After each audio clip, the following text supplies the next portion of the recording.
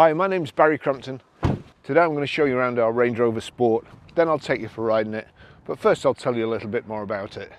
This is a 3 litre SD V6 HSE, 2015 on a 65 plate, one owner, absolutely beautiful condition throughout. It's done 39,912 miles, fuel economy, urban 35.8 miles per gallon, extra urban 44.1 miles per gallon, and combined is 40.4 miles per gallon. Has a 0 to 60 time of 6.8 seconds, a top speed of 130 miles per hour out of a 306 brake horsepower 24 valve 6-cylinder engine. Absolutely beautiful car, finished in celestial blue metallic with ivory leather upholstery. Best car on the road for me. I just love driving them.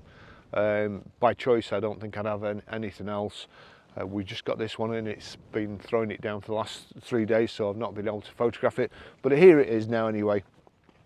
So we've got high pressure headlamp wash, the silver Range Rover grille here with Land Rover, and the big get out of the way, there's a Range Rover behind you, badge there. Front fogs, nice sharp attack angle so you can get up steep hills or park where nobody else can, and wade through 27 inches, no 35 inches of water I think it is, which is, must be, I think it's to about the headlamps, so if you're in deeper water than that you need a boat, but this will get you anywhere. It's got diamond cut and dark silver metallic alloy wheels, and they're 21-inch wheels as well. Scorpion Verdes all round, and they're like brand new. We've got the Range Rover air vent in the bonnet, the air vents on the side there, side steps, the protective moulding on the bottom of the door, power folding door mirrors. It's got keyless entry, keyless go, and if we just, when you get out of the car, if you just touch your thumb to the door handle, car will lock and the door mirrors fold in. Come back to the car, fingers behind the door lock, and that's it, it opens again, so long as you've got the key on. Rear privacy glass, the full glass panoramic roof, which changes the interior of the car so much better with the panoramic roof. Integrated rear tailgate spoiler. Here, can also open it from the key, but it's power open, power close tailgate. The rear load cover, the roller blind. This has got a big heavy duty floor mat in the back as well, so you can open or close with a key. Reversing camera there, reversing sensors, and we've got this hideous tow bar which I keep forgetting to take off, but it is removable, you'll be pleased to know. So I'll just show you inside.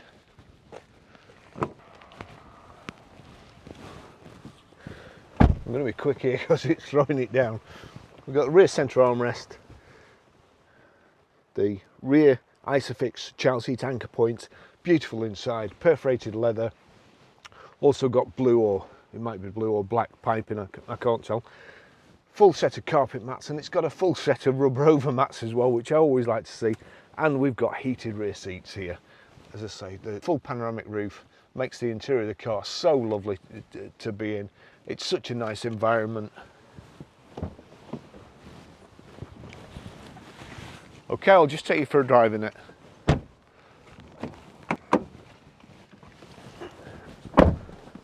Wow, what a horrible day, but I'll tell you what, there's no better car to be in than a Range Rover Sport on a day like today. So there we go, that's the Range Rover key, foot on the brake. Start the car. I'm just going to need to pull this rubber mat back a bit. As I mentioned before, it's got 2 lots of mats in it. It's got the carpet mats and the heavy duty rubber over mats. The carpet mats of course fasten to the floor, but the rubber over mats, there's nowhere to fasten because the carpet mats are there, so that just slid forward a little bit. Absolutely fantastic car. First thing we'll do, we'll get the heated steering wheel on. That's the heated seats, but also, if you you just have a look at this, you can also, on this particular car, it's got heated and cooled seats. So there you go.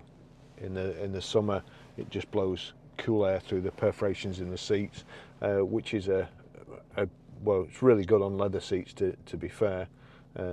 Almost essential, I would say. So I keep saying it's a lovely car, but honestly, we went to pick this up, and it was sat on the car park at a big firm, and there must have been 100 cars on the car park, all different types of cars, and you could see the Range Rover. They're just beautiful cars. I was talking to a delivery driver yesterday, and in fact I was running him back home after he dropped another car off for us, and he, without prompting, he said, you know, these Range Rovers are my favourite car to pick up. He says, I picked one of those big ugly Bentleys up the other day. Now, of course, he meant the Bentayga. I didn't need him to tell me which model it was, but you know, they're kind of hideous. This is a beautiful car, and although I've not driven a Bentayga, and Bentleys do drive fantastic, I can't imagine it drives much better than this, and it'll be probably 3-4 times more expensive, probably more than that. Anyway, service history. So we've got, that was the PDI at 4 miles, Hatfields Land Rover, 2nd of 11/2016 at 8,974 miles, Hatfields Land Rover. 21st of 11/2017 at 18,019 miles, Hatfields Land Rover. 3rd of the 1st 2019 at 24,986 miles, Hatfields Land Rover. 21st of 6th 2019 at 27,227 miles, Hatfields Land Rover. 9th of the 3rd 2021, 36,004 miles, Ian Barclay Motor Repairs Limited. So good service history there. Doesn't look like there's much chance of any drone shots today. It is a bit wild, definitely.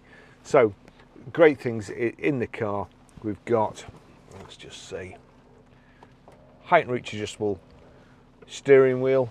I've not, well actually I have changed position 1 to my seat, but we'll just do the old electric memory seat Russian roulette, and I promise you I haven't messed about with these at all.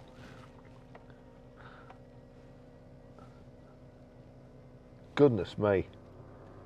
Right, so somebody has been driving this car, bearing in mind it's 2+ tons. It's a big car. People always say to me, you know, it's a big car, I'm not sure whether I'll be able to drive it. Right, well, you can, trust me. They're the easiest car in the world to drive. They float along. Let's just try number 3. Right, so number 3 is not that far anyway. We'll get back. The mirrors change. Steering wheel changes. There we go, back to some semblance of comfort. I'm absolutely wet through. The heated seat is so good, I'm going to have to turn it down. There we go, we'll turn that down. And of course the usual, well, let's get going. No, I won't get going, because the usual thing people say, oh, Range Rover is bad for the planet, this, that and the other, ecological disaster and all that lot. But I've just got 2 new GoPros. They only come out this week, and already there's issues with them overheating. Now these are electric, and they get so hot that you can't, you know, you can't keep hold of them. They get that hot if there's no air blowing over them. This is a 3-litre diesel engine. That's an electric watch, or a battery powered watch, Apple Watch. It's my second one. Now you'll see there, it's blown the face off. That's the battery in there, and the battery has swelled up so much that it's just blown the face off. So that's my second one. That's a battery out of one of the other GoPros that's now broken because the battery has swelled up so much that it crushed the internals in the GoPro. And that's, I must have had 10 of these batteries in just over a year. So you can imagine the size of that, it's like just the size of my thumb. An electric car, the whole floor, the whole like cassette underneath the car is full of batteries. No doubt they're all doing that. So I think, I've no scientific proof for this, by the way, and only time will tell, but I'm usually right about most things in the motor trade. And I think electric cars will be a disaster. I really do. I think years down the line, there'll just be, you know, there'll just be batteries all over the place that we can't dispose of. And actually, you won't be able to see here, but out there, it's wind farms. There's just turbines and windmills as far as the eye can see. And of course, I read the other day that they created 2% of our electricity last month, but there's already a massive problem that they can't get rid of the arms, and they're burying them. It's diesel engines. You can, you know, even when they get to 200,000 miles, 250,000, you can rebore them, put new pistons in, and it keeps going. Batteries, they blow up. In America, the Chevrolet Bolt, I think they've recalled, it's either 140,000 or 170,000 of them. I think it's 170,000. The Chevrolet dealers won't sell them because they keep setting on fire. They've got to be recalled and have, every one of them has got to have a new battery fitted. Now, when was the last time new engines had to be fitted? From my memory, it was BMW, and it was that, crikey, that lining that used to dissolve with petrol. I've forgotten the name of it, but you know, that was 400 yards, turn right. That was the last time. Imagine all the internal combustion engines that have been produced. How many have had to be recalled for the power unit to be completely replaced? And then, of course, 200 yards, turn right. They've got the problem of disposing of those batteries. And as I say, the report I read said that the batteries have a tendency to explode if dismantled incorrectly. They're advising them to only charge to 80%, not let it run down lower than 20%. And when you've charged it, park it 50 feet at least, or is it 50 yards away from your home in case it catches fire. Jeez. And these electric things, when they go up, you've no real warning. At least with a petrol or diesel, if there's a fuel leak, you can usually smell it. But no electric cars. So I'm not a big fan of electric cars, as you can tell. I'm a big fan of Range Rovers. They are beautiful. They are so easy to drive. It's, to me now, I just don't like anything else. For the past couple of weeks, I've used an Audi SQ5, used a Porsche Panamera, and then I came out of the Porsche Panamera to use a Land Rover Discovery because I like the way they drive. I like being higher up above off the ground. On the way up here, it was lashing down. There was people driving lower cars, and they were kind of looking through the windscreen, trying to see what into the distance because the spray was just covering the cars. I was fine. In fact, it was probably my spray that was covering them, but there you go. Now,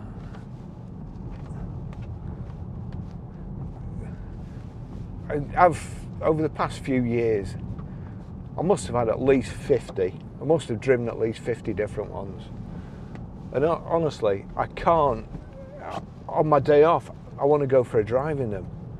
It's unheard of. I drive cars all week and I do this all week. And on my day off, I want to go for a ride out in it. They're just, they've got everything you want. They're really, really simple.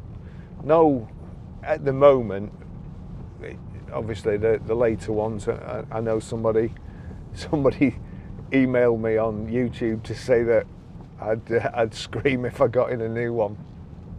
But these, just, there's enough controls that you need. Nothing really to take your eyes off the road that you need to. Everything you know where everything is. Everything's got a click like that. Not too keen on this bit where you have to change the heated. Well, you don't have to change the heated seats, but that's an option. You can just click that and move that up and down, which is what I'd opt for all the time. The heated steering wheel, it's horrible today. It's been quite warm for the last couple of months. It's only 7 degrees at the moment, which is quite warm for the UK actually, but coming out of a hot spell, it does feel cold. It's just, you know, I mean, it's like hot soup when you're freezing cold. Jumping in one of these. When I used to go fishing, night fishing, and you were absolutely freezing, you got a flask and got some hot soup. It's the same feeling when you're getting a Range Rover drinking hot soup when you're freezing cold. Look at it. It just floats along, and this road, country road, it's quite bumpy. It's uneven. If you can see down there, I'm going to have to turn the heater down. You know, there's plenty of bumps, there's plenty of potholes. This is pretty quiet, and you just rock along. You don't bump, bounce, you just perhaps sway.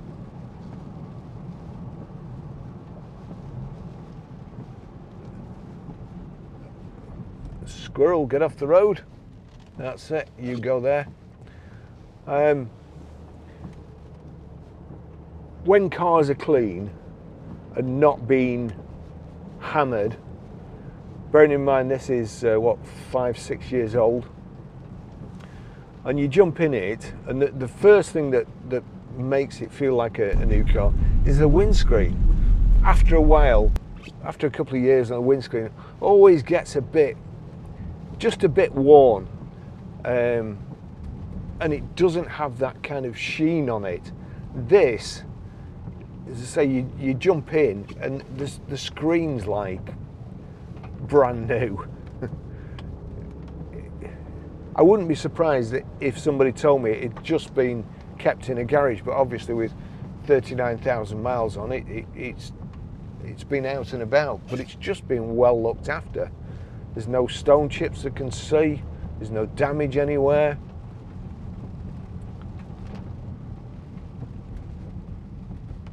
Left hand side here, got volume control, track change. We'll just get around this corner. Click menu there. It brings up the information display in the center. Driving features, click driving features, show warnings, gearbox paddles. We'll just go back. Trip computer, not interested in, instrument display. Then vehicle setup. If we go into vehicle setup, you'll see there are alarm sensors, reverse dip mirror, auto access height.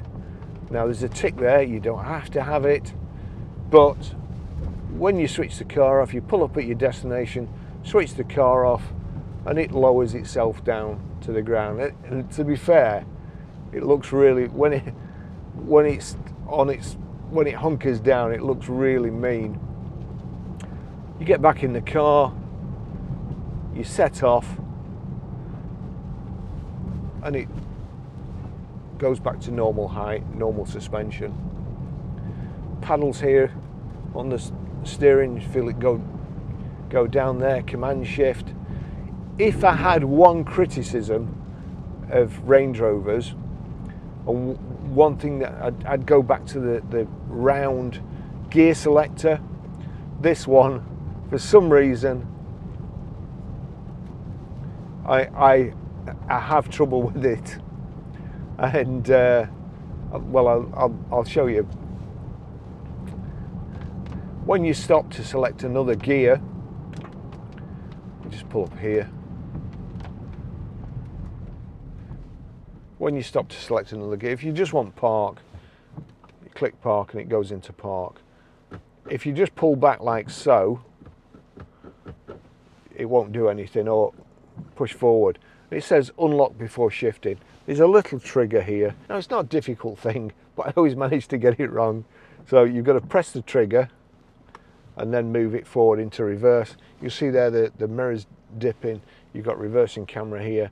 And then to go into drive, again, somehow I always forget to click this trigger. And it's harder not to click it than it is to click it, because you know, if you just pull back on it, say there, if you just pull back on it, let this guy go past, it goes into drive automatically. You've got your terrain response there.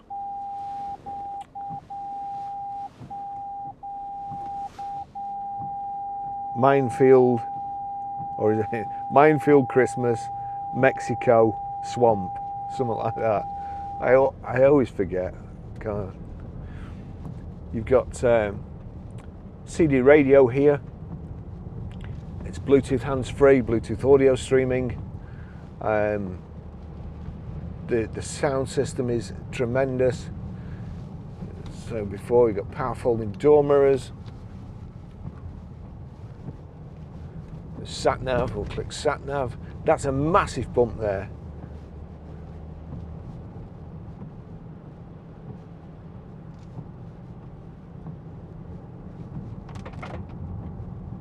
It's just,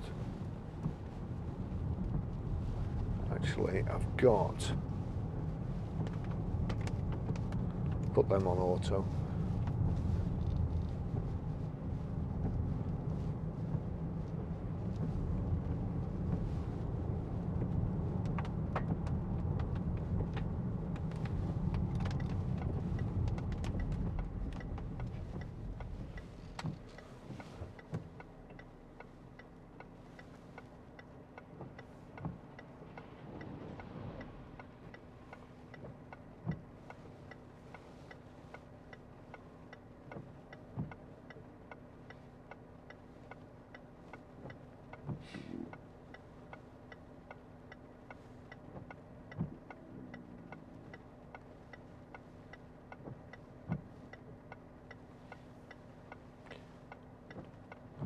Now, menu route voice guidance, we knock that off. Return to map, destination entry, more, stored locations, route options, nav setup, click nav setup, and you've got day and night there. Just going to stick that on night so you'll be able to see it better, and then we'll go back there. So there you go.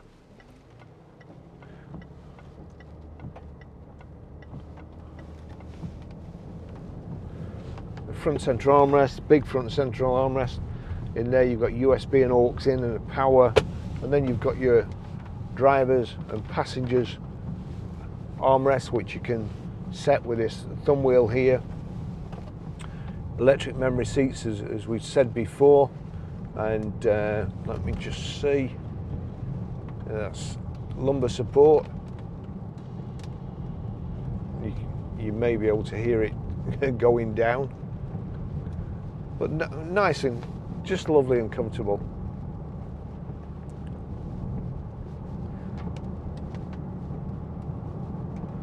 High pressure headlamp wash.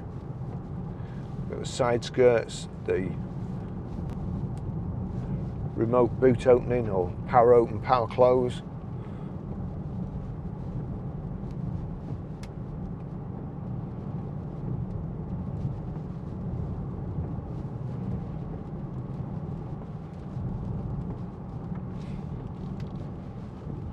And I've chosen to come out and use all my precious fuel today.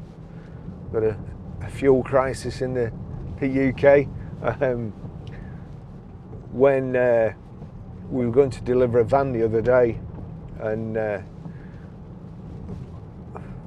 I was low on fuel, but the van was on empty. It was, you know, a couple of miles to go before it ran out. And we passed a load of fuel stations, and there was, well, they didn't have any fuel. Eventually we were in Bolton, and there was the Asda there, and they'd got fuel, but there was a queue. So we joined the queue, but unfortunately there was 2 entries into the queue. We were already in the queue, and there was another queue here, but the guy queuing there was blocking everybody coming out of Asda. So I let him in front of me, and old guy, looked like a nice old chap, and anyway, gets in front of me and gets out of the car, and I could see him looking and chumming to himself, and then he gets back in the car, slams his door, moves up a bit, gets out again, looking and all over the place. And anyway, we get to the fuel pumps. He gets to the fuel pump in front of me, and he just drives through without getting any fuel, and went to the tyre inflator. So he queued up through the petrol queue, which took a good probably 20 minutes to use the tyre inflator. So he probably emptied his tank while he was queuing.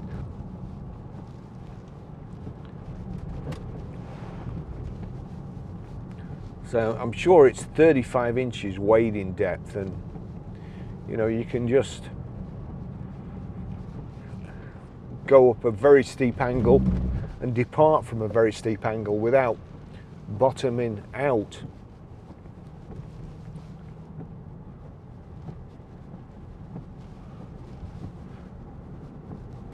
Many years ago we had a big ramp at the back of the garage, and overnight some thieves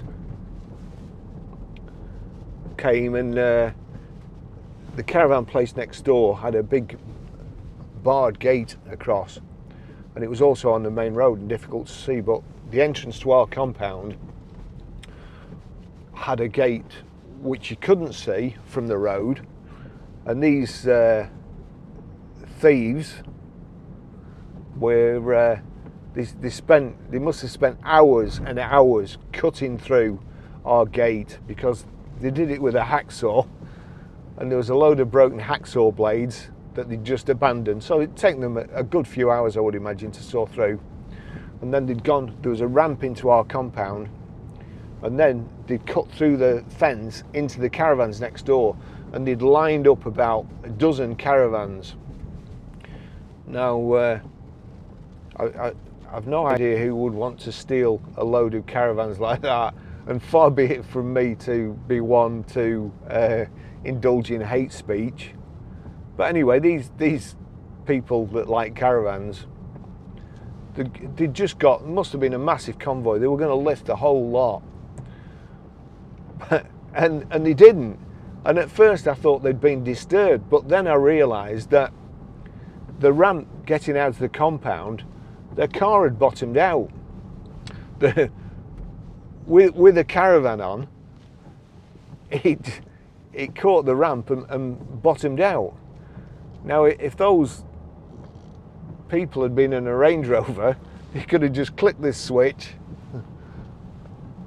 risen up and nicked all the caravans, but there you go. They're fantastic. They are fantastic. The only reason you would buy a BMW or a Mercedes-Benz four-wheel drive over this is because you like the look, because they don't drive anywhere near. They're not a patch on Range Rovers.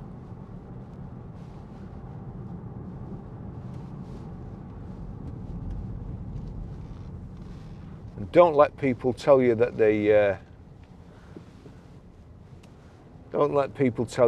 unreliable or they break down all the time, because they don't break down any more than Mercedes-Benz and BMW. In fact, we have more trouble with BMWs than we do with Range Rovers.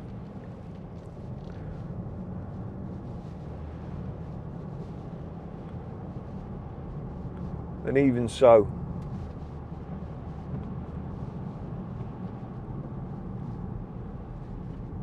here we go, 2 Range Rovers. Everybody out here, they know what they like. A Land Rover Discovery. There seems to be a... This looks like a good time to have a drink of coffee.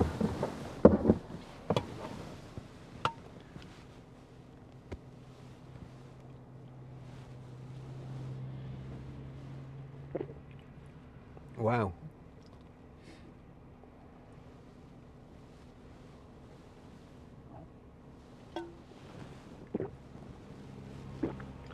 Dog sat on his knee there.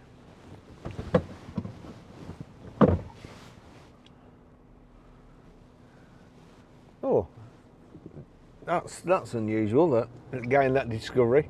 No, you're all right. Everybody else waved and said thanks, but the Discovery chap, nah.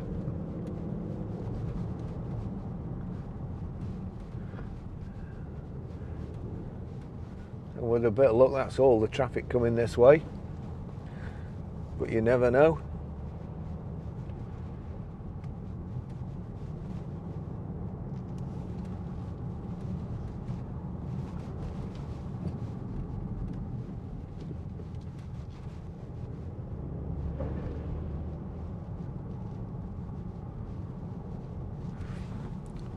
Instrument cluster there, left hand side, nice clear display,